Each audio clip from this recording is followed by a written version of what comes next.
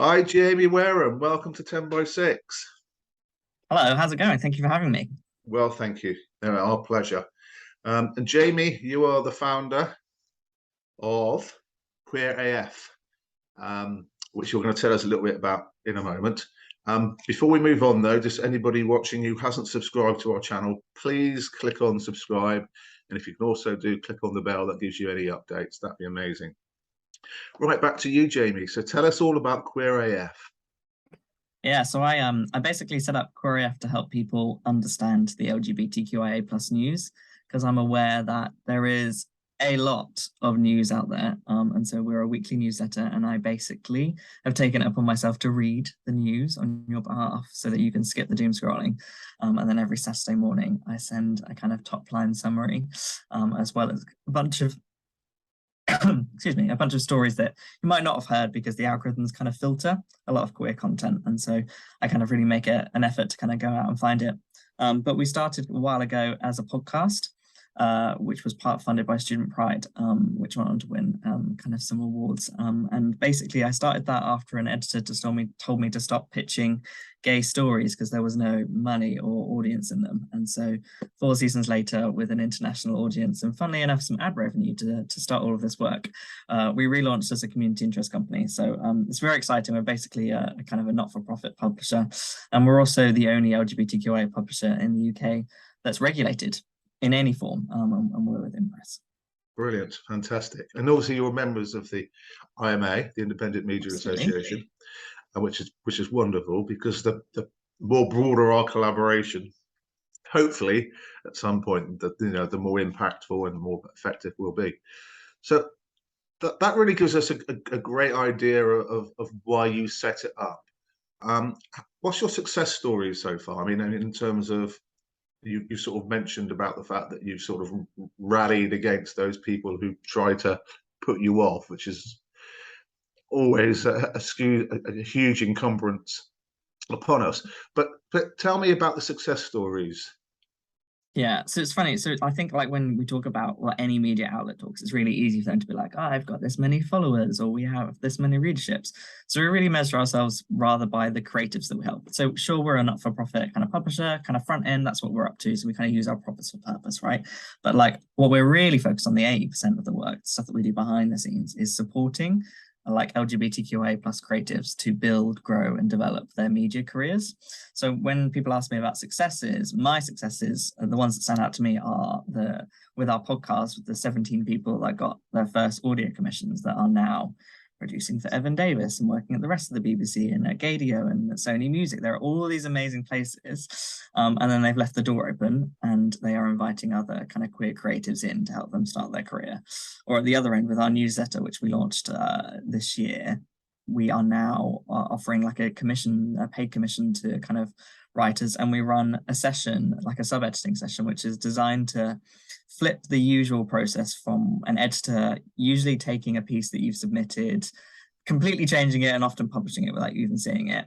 We do a kind of sub-editing session that's designed to put the writer in control, and that's because we really believe that like particularly when it comes to queer lives, but any marginalized lives, where that lived experience should be trusted. And is absolutely, if you trust it, the content that you make is not only better for your outlet, but better for your audience. And so, yeah, from that, we've had writers that have written for us first time, got their first written commissions, and now are going to write at other outlets. So that's our success stories. It's when queer creators go and do awesome things after us, or with us later on.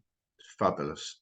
And you talked about how you gather the news on other people's behalf, and you mentioned an issue with the algorithms, which I think whole of the independent media and beyond are struggling with, and finding that their reach and their circulation and their readership is being reduced significantly by it. Can you just very, very briefly just explain how it's impacting upon you? Yeah, it's a really good question. So like algorithms suck. And also they were designed by like one type of people. So they represent one type of person. So that's kind of like the broad thing. Like I talk a lot about like, like computers are written in binary and queer is anything but binary. It's completely beyond it. And so that's why it affects us, like in many ways, like AI, which drives a lot of these algorithms, is set up to fail LGBTQIA plus people because it's just not designed with us in mind.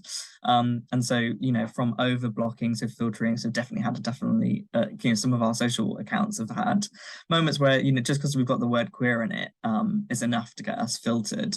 So there's a lot of like conversation around that word, right, in the community. So for a lot of elder people in the community, it was a slur and it's never been reclaimed. But for a lot of younger generation, it feels like this inclusive umbrella term.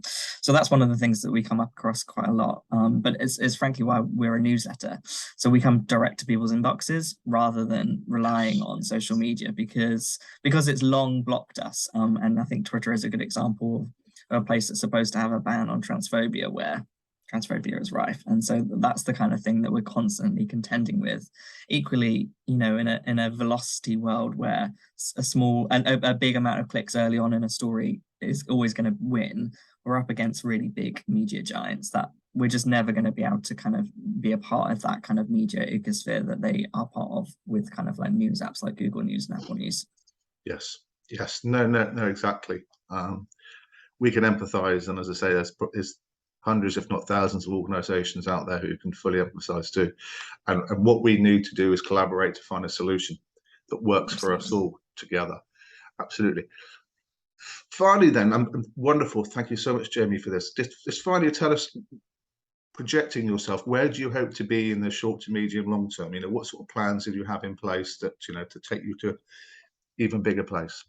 Yeah, and again, so when you talk up to anyone media land, right, they might want to be like, we want to have 1 million followers in a year. So we're really not interested in scale. Actually, we're building a small community that wants to support LGBTQIA plus creatives build and grow media careers.